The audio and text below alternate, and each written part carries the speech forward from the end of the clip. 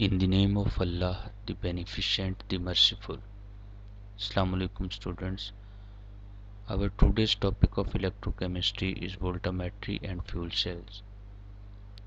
We will discuss about voltammetry, three electrode system used in voltammetry. We will talk about some types of the voltammetry. We will discuss about in detail for some types and others will be mentioned just by names. Fuel cells, types of a fuel cell. We would explain the working of proton exchange membrane fuel cell and applications of the fuel cells will be discussed. Voltammetry. It is a measurement of a current as the potential varies through an analyte solution. We will discuss about the current as potential is applied across the solution. It's a type of electroanalytical method of analysis. It is used in many industries and analytical research as well.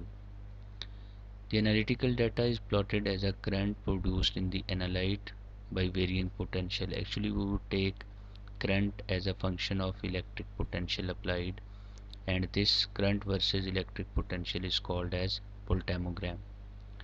In voltammetry, the half cell reactivity of an analyte is investigated. The potential is varied arbitrarily, either step by step or continuously, and the actual current value is measured as dependent variable. Actually, a potential through the solution is varied and the current is measured. The opposite of voltammetry is called as amperometry, which is possible but not common. The shape of the curves depend on two factors. What are these two factors? The speed of the potential variation, how you are going to change the potential, and at what rate the potential variation is made. And the second one factor is on whether the solution is stirred or quiescent, means mass transfer take place or not. Whenever the solution is stirring, it means the mass transfer take place, while whenever the solution is static, the mass transfer will be lower one. So these two factors would explain the shapes of the curve which you are going to take in voltammetry. Most experiments control the potential of an electrode in contact with the analyte while measuring the resulting current. You are controlling the potential by yourself and the current is produced as a result of that potential. Three electrode system is used in the voltammetry. Why we use this three electrode system? It's actually when a working electrode, we measure the current from a working electrode and potential changes here. The current moving from working electrode to the counter electrode will change the potential value. Actually, to conduct such an experiment, one requires at least two electrodes. The working electrode, which make contact with the analyte, must apply the desired voltage in a controlled way and facilitate the transfer of charge to and from the analyte. Actually, we basic requirements are these two electrodes, working electrode and a counter electrode. The current moves from a working electrode towards the counter electrode whenever the potential difference is applied across these two electrodes. A second electrode acts as the other half cell, uh, and this second electrode must have a known potential with which to gauge the potential of the working electrode. Actually, to find out the potential of a working electrode, another electrode is used which would only be used to measure the potential of this working electrode, because when current passes through this electrode the potential changes. So we use the two parallel electrodes here. One is called to be a reference electrode, and this reference electrode is used for the measurement of the potential, while the second one electrode is a working electrode which is used to measure the current values. Furthermore, it must balance the charge added or removed by the working electrode. While this is a viable setup, it has a number of shortcomings. For example, it is extremely difficult for an electrode to maintain a constant potential while passing current to counter redox events at the working electrode. He says that whenever you would use only the working electrode with that of the counter electrode, the working electrode with that of the constant potential maintenance, whenever would draw the current through the solution, it will not explain.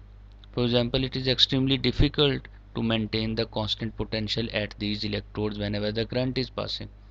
So we stop the passage of current by attaching voltmeter here with that of the reference electrode. Reference electrode with respect to counter electrodes actually measure the potential of this working electrode, and working electrode is used to measure the current passing from one electrode to the counter electrode.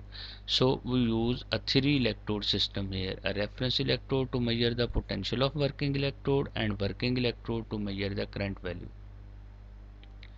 This problem was solved by using the three electrode system consisting of reference, working and counter electrodes. Actually we use the three electrode system. A reference electrode is used to measure the potential values accurately. The role of the supplying electrons and providing a reference potential are divided between the two separate electrodes. Potential is given by this reference electrode and the current is denoted by this electrode. So the role is divided into two. One is providing the potential, second one is providing the current value. The reference electrode, which is a half cell with a non-reduction potential and act as a reference to measure the potential of working electrode, and it does not pass any current. This one does not pass any current. Why it is not passing any current? Because a voltmeter is attached here, and we know that voltmeter has extremely high resistance. It does not allow the current to pass. It is used to measure the potential only, while the working electrode measures the current value passing from this electrode towards the counter electrode. The counter electrode passes all the current needed to balance the current observed in the working electrode. To achieve this current, the counter electrode will often swing or extreme potential at the edges of the solvent window, where it oxidizes or reduces the solvent or supporting electrolytes. Actually it is taken or swing around the solvent window in order to make the total oxidation or total reduction, or the stirring is done here in order to take the value of the total current passing from the working electrode towards the counter electrode. Three electrode system working electrode requires must have known dimensions and surface characteristics. As a result, it is common to clean and polish. Actually, to make sure the known dimensions and surface characteristics, it should be clean and polished. The working electrode must be taken clean and polished. The counter or auxiliary electrode should be made up of material that is, it should not react with that of the actually counter electrode or auxiliary electrode. It is also called as auxiliary electrode. It should not be made up of such type of materials which would react with that of the bulk of the analyte solution. It should be a very good conductor, and it should not chemically react with that of the material or the solution or electrolyte. It is common to use mercury as a working and auxiliary electrodes. We use dropping mercury electrode, hanging mercury drop electrodes. These are the best electrodes to be used, and these have upper two properties as well. They are good conductor as well as they do not react with that of the material of electrolyte solution. And whenever you would use the dropping mercury electrode or hanging mercury drop electrode, it will be known as a polarography. The reference is most complex of the three electrodes. Now, we are using the three electrodes, and the reference electrode must be of a complex nature. There are a variety of standards used, and it is worth investigating elsewhere. For non-aqueous work, IUPAC has recommended ferrocene-ferrocenium couple as an internal standard or as a reference electrode. So reference electrode is a standard electrode which is developed by IUPAC recommendations. In most voltammetry experiments, a bulk electrolyte, also known as a spotting electrolyte, is used to minimize the solution resistance. Actually, the solution resistance play an important role. Whenever the solution resistance is higher, the ions would take more time to reach the electrode and to give the current. The current will not be taken or recorded as instantaneously as the potential difference is. So the electrolyte solution must have lower resistance. In order to make the resistance of the electrolyte solution lower, a bulk electrolyte is used. It would reduces the resistance greatly. At room temperature, ionic liquids, the solvent can act as a electrolyte. At room temperature, usually ionic or polar solvents are used as a electrolyte, which would work as a good electrolyte. And electrolytes taken in the bulk amount in order to make the resistance higher, because when the concentration increases, the resistance would become higher. Types of voltammetry. We discussed about the first type, anodic steeping voltammetry. A potential sufficient to reduce the metal of interest is applied to the working electrode for about 1 to 30 minutes. The solution being analyzed to deposit the metal. Actually, a metal from the solution is deposited at an electrode, and then that metal is stripped off from the electrode as well by increasing the potential to a little bit higher value. The lower time is used for the sample whenever concentration is greater, that is 10 to the power minus 7 molar or more. Then a lower time is required for the sample to detect or for the sample to make stripping, while a longer time is required whenever the concentration is much lower. After the deposition step, the voltage is scanned towards the more positive potential. Actually, a lower positive potential is required to deposit the metal at the cathode. Whenever the metal is reduced at the cathode, then it is stripped off, and for stripping of this metal, a more positive potential is required. The solution is stirred during the deposition period in anode stripping voltammetry to bring the species in solutions up to the surface at the electrode to be reduced, but not stirred during the stripping time. Actually, whenever you want to deposit the ions at the cathode, a continuous stirring is required in order to make the ions move towards the cathode. And when the stripping period or stripping step started, where you want to take out that one metal deposited at the cathode, in the stripping event, then stirring is not required. So deposition of the sample by stirring is made, then stripping is done, and whenever the stripping is done, the current reduces, potential decreases with that of the time. Anodic stripping voltammetry. For example, to deposit metals from, we are explaining the anodic stripping ASV with that of the example, where we are taking the solution of cadmium and lead ions, and we are going to make the ASV analysis on this solution. These are the reduction events for both. Cadmium plus 2 taking 2 electrons making cadmium metal, lead plus 2 taking 2 electron making lead metal. Actually, this one upper one event where reduction of cadmium take place happens at minus 0.403 volt. It is the reduction potential, standard reduction potential of cadmium. Similarly, the standard reduction potential of lead is given as minus 0.126 volt. Depositing cadmium is difficult. Why it is more difficult? Because its reduction potential is more negative. During deposition, constant stirring is required, otherwise only a small amount of the ions are deposited. Whenever you will not make the continuous stirring, a small ions from the solution will be deposited while the other will not reach the cathode to deposit. First, the current is higher. As in this diagram, the current will be maximum because the number of ions are higher. As the ions deposit at the cathode surface, the number of ions in the solution becomes lower and it reaches to zero value. Then the current would become constant and it would have a constant value. It does not decreases further. At the start, the potential is negative enough, that is minus 1 volt, to deposit the metals. As the potential reaches to minus 403.403 volt, cadmium deposited at the electrode oxidizes immediately. It is called as a steeping event. First, whenever the potential is more negative, it is deposited. Then when the potential reaches to minus, which is the reduction potential of cadmium, to this value of minus 0.403 volt, cadmium which was already deposited will start oxidizing immediately.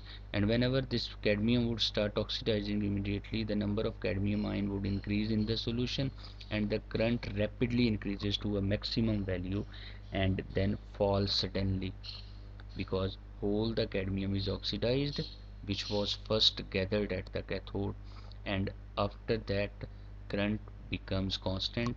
And again, at the reduction potential of the lead, the steeping take place.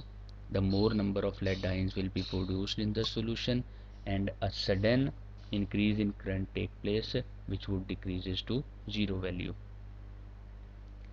The area of each peak, actually the area of the peak gives you the number of ions or concentration of the ions.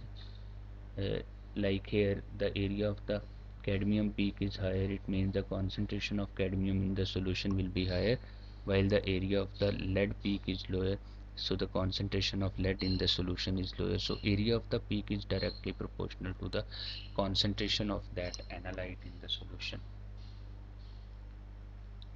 Linear sweep voltammetry. It involves the linear scan of either a reducing or oxidizing voltage as shown. Let us explain this method by examining the current that is measured when a reducing potential is applied to a two component system, which is a zinc and cadmium mixture. So whenever you would apply the reducing potential to the zinc and cadmium mixture, both for both, whenever the zinc will be reduced, it would take 2 electron, its reduction potential is taken to be equal to minus 0.763 volt, and cadmium will be reduced by taking 2 electron, its reduction potential is taken to be equal to minus 0.403 volt. Cadmium is more easily reduced than zinc when linear potential is increased, because reduction potential of the cadmium is less negative than that of the zinc.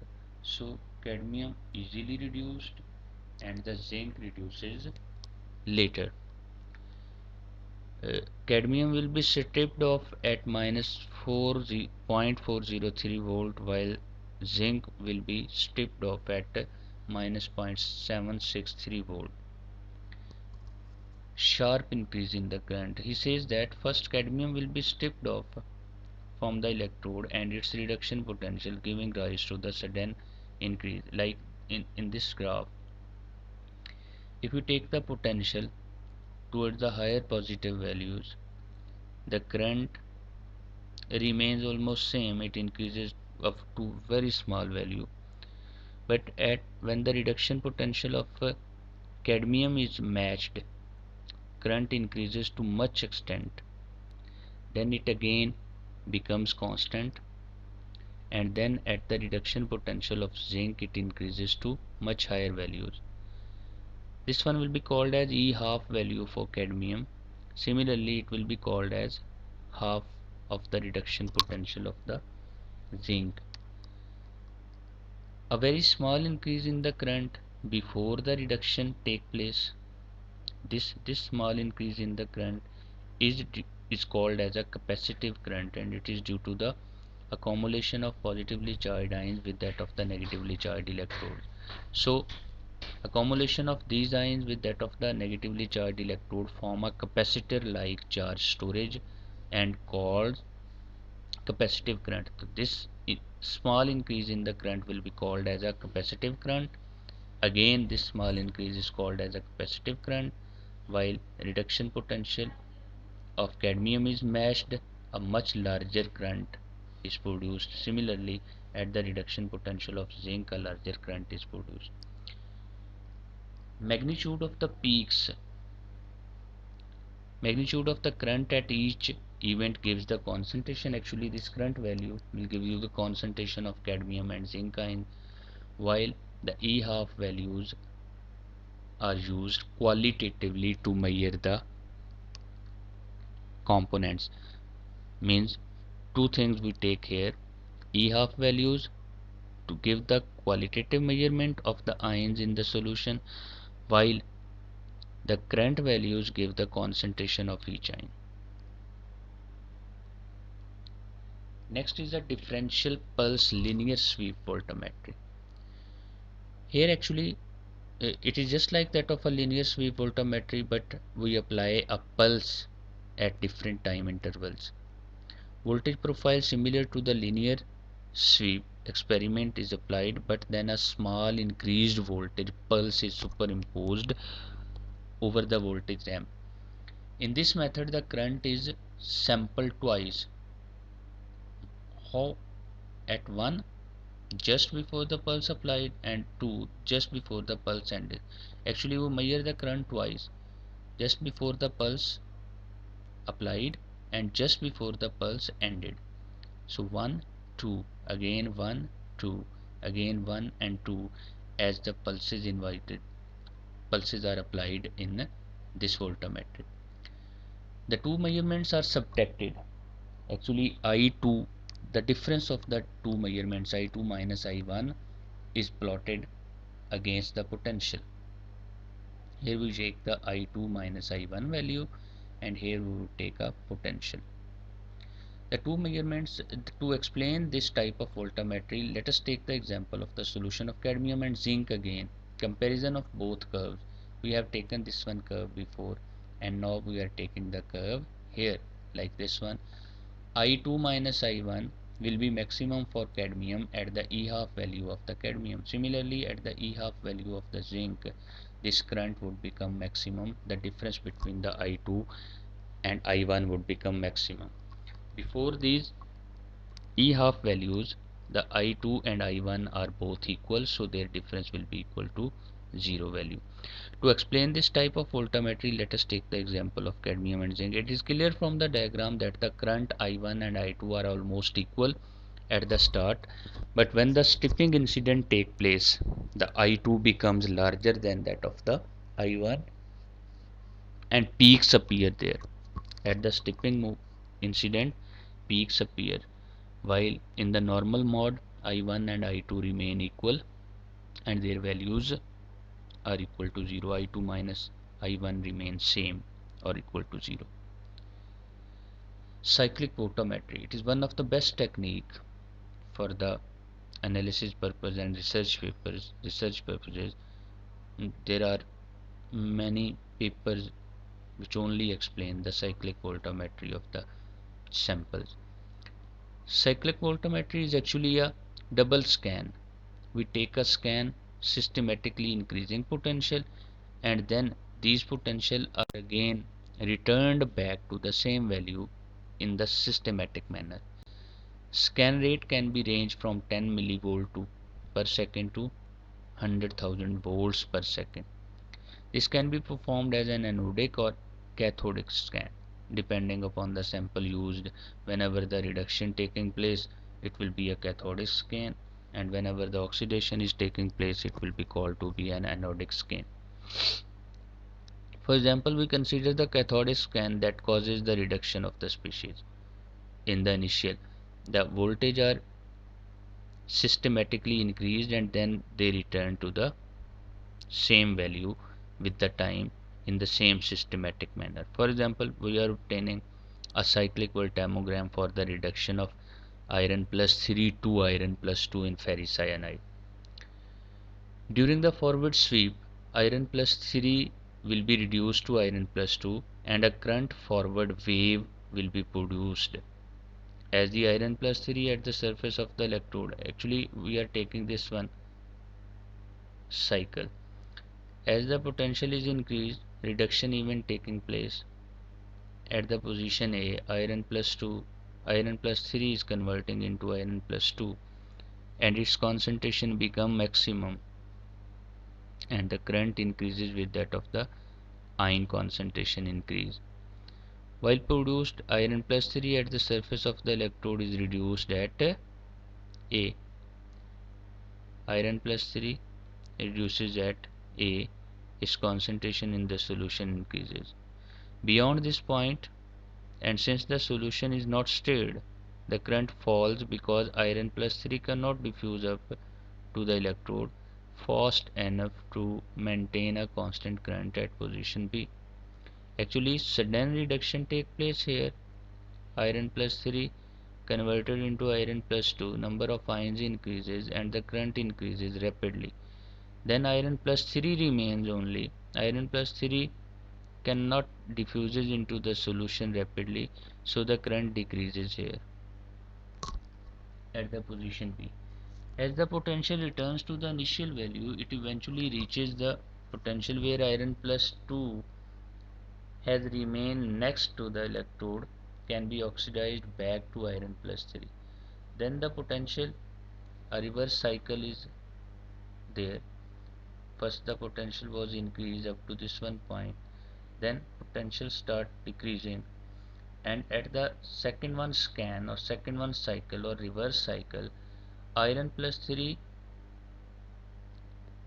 returns to the initial value. It eventually reaches the potential where iron plus 2 that remains next to the electrode can be oxidized back to the iron plus 3. Iron plus 2 oxidizes back to the iron plus 3, current decreases and it increases in the opposite direction. Now that this this process results in an anodic current as reverse wave at C. Actually here the oxidation of iron plus 2 to iron plus 3 is taking place. It is called as anodic scan or reverse scan. It is for reduction event. Iron plus 3 is converting into iron plus 2. Current increases. Then when iron plus 2 concentration become maximum, the current start decreasing due to the iron plus 3. And for the reverse scan, which is the oxidation event, it is an oxidation event. Here iron plus 2 is converting into iron plus 3. Current falls and it becomes maximum to the in the anodic scan, and then it would again move towards the previous one value uh, as was obtained for the start. For reversible reaction, the reaction, for example, such as reactions in which electron transfer is very rapid, these are called as completely reversible reactions. Here the peak current for forward scan will align with that of E half value of the reverse scan. For example, in this diagram, if you say forward maximum current for forward scan aligns with the E half value of reverse scan.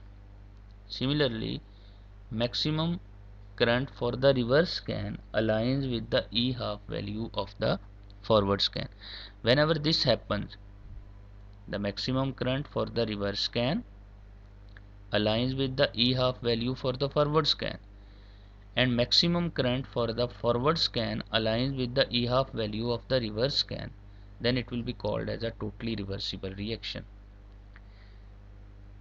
And this situation is called as no overpotential situation. Normal potential of a redox couple, if we want to take the normal potential of this redox couple, we would take the average of these E half values, these two E half values, the average of these two E half values will be taken as a reduction potential of a couple. For a diffusion control conditions, when equilibrium concentrations determined by Nernst equations are maintained, the peak current of the forward wave and reverse wave will be same. Uh, Whenever the no diffusion taking place, means equilibrium conditions are obtained, then the peak current of the forward scan and reverse scan will be taken as the same. Some other types of voltammetry are alternating current voltammetry, polarography we have talked about whenever we take dropping mercury electrode, etc. This is called as polarography. Rotated electrode voltammetry, RDE, rotating disc electrode, or rotating ring disc electrodes are used. Here the solution is not rotated while the electrodes are rotated through the solution. Steering is not done while the electrode is moved in the solution. Normal pulse voltammetry and chronoamperiometry. This was all about the voltammetry. Fuel cell. Fuel cell is just like that of a voltaic cell. Only difference is the two reactants which are reacting at the cathode and anode will be provided from the outside. Actually, a fuel cell is a voltaic cell in which reactants are provided from outside. The only difference in fuel cell and voltaic cell is that the fuel cells, the reactants are provided from the outside continuously. Multiple fuel cells are combined or assembled in the form of a stack to give high voltage of direct current. It was first invented by William Grove in 1838, but it was first used in 1932 by NASA space program in 1960s to generate power for satellites and space capsules. Fuel cells are used as a primary and backup powers for the commercial, industrial, and residential buildings as well. It is also used in forklifts, automobiles, buses, boats, motorcycles, submarines, etc. Fuel cell consists of anode, cathode, electrolyte, and its efficiency is in between 40 to 60%. But if we use the heat generated as well, its efficiency increases to 85%. There are many types of the fuel cells: proton exchange membrane fuel cells, phosphoric acid fuel cells, solid acid fuel cells, alkaline fuel cells, high temperature fuel cells, electric storage fuel cell. We would discuss only as an example uh, the working of proton exchange membrane fuel cells. A proton exchange membrane fuel cell, we would shortly denote this one as PEM. A PEM cell uses hydrogen and oxygen as a fuel. Actually, hydrogen is provided at the anode, oxygen is provided at the cathode. They would react with each other to form water. The products of the reaction are water, electricity, and heat. So this one is the advantage of this PEM over all other power plants and engines, etc., because no harmful product is produced here. It consists of four components: anode, it is a negative electrode. It conducts the take the electron from the hydrogen, it oxidizes hydrogen, and electrons are passed towards the cathode through the external circuit, and hydrogen is passes channel etched into it, dispersed into the hydrogen gas. Actually, a hydrogen gas is passed through it uh, from the channels etched into it, and this hydrogen gas is oxidized here. Electrons are passed from the anode towards the cathode through a outer circuit, and the H positive ions will diffuse into the electrolyte solution. The cathode, the positively electrode of the fuel cell, has channels etched into it, distributes the oxygen. It actually absorbs the oxygen from the air, and it diffuses that oxygen into the catalyst. It also conducts the electrons back from the external circuit to the catalyst when they can recombine with that of the hydrogen and oxygen to form water. Actually, oxidation take place here. Here the oxidation take place, electrons move towards the cathode while H positive ion diffuses into the solution of electrolyte and reaches here at this anode cathode, and oxygen is diffused into the cathode. This oxygen takes electron, H positive takes electrons and form water here at cathode, and oxidation takes place here at anode where H positive ions are formed. The third one is the electrolyte. It's a proton exchange membrane. It's a specially treated membrane which only allows the H positive ion to pass but blocks the electrons. It does not allow the electrons to pass through it. A catalyst, it is a special material which facilitates the reaction of hydrogen and oxygen to react with each other. It consists of platinum nanoparticles very thinly coated onto carbon paper or cloth. The catalyst is rough and porous so that the maximum surface area of the platinum can be exposed to the hydrogen. Actually, in order to make the surface area higher, it is made porous and rough. It increases its surface area. The platinum coated side of the catalyst faces the PEM. The heart of the cell is proton exchange membrane, as the name is given at the name of the cell it depends upon proton exchange membrane. It allows proton to pass through it while it blocks electron. It does not allow the electron to pass, so electrons move through the outer circuit. And whenever the electron travels from the external circuit, it may overcome the resistance attached here. If any light or fan is attached here, it may run that one. On the other side, these electrons combines with that of the oxygen. Actually, hydrogen entering in the fuel cell at the anode side is forced through the catalyst by the pressure. When an hydrogen molecule comes in contact with that of the platinum, it is oxidized. Here hydrogen is oxidized, forming H positive ions and electrons. Electrons will move through the outer circuit while H positive ion will diffuse into the electrolyte. Oxidation of hydrogen would take place here at anode. The electrons are conducted through the anode via external circuit and reaches at the cathode, while H positive ion membrane diffuses into the membrane, reaches at the cathode. Meanwhile, on the cathode side, oxygen is being entrapped or being forced through the catalyst, and this oxygen actually take electrons coming from the outer circuit to the cathode, and this oxygen atom splits into two oxygen atoms. Oxygen molecule splits into two oxygen atoms. Each oxygen atom takes two electrons, forming oxide ion. Oxygen minus 2 have a strong negative charge. This strong negative charge would attack two H positive ions from the solution, which are passed through the PEM and reaches the cathode. These H positive ions combining with that of oxygen will form water, and electrons moving here cause electrical energy to generate. Applications of fuel cells are power generation, cogeneration means they generate power and heat as well. Fuel cell electrical vehicles, portable power systems, emergency power systems, telecommunications uses these fuel cells. Solar hydrogen fuel cells, water heating system are common. Hybrid vehicles, notebook computers, portable charging docks for small electronic devices are also made up of these fuel cells. Smartphones, tablets, laptops, etc. Food preservatives, and these are also used as small heating appliances, breath analyzers, as well as these are used for the carbon monoxide detector. By learning this lecture, the students should be able to answer all these questions. I love you students. Have a good day.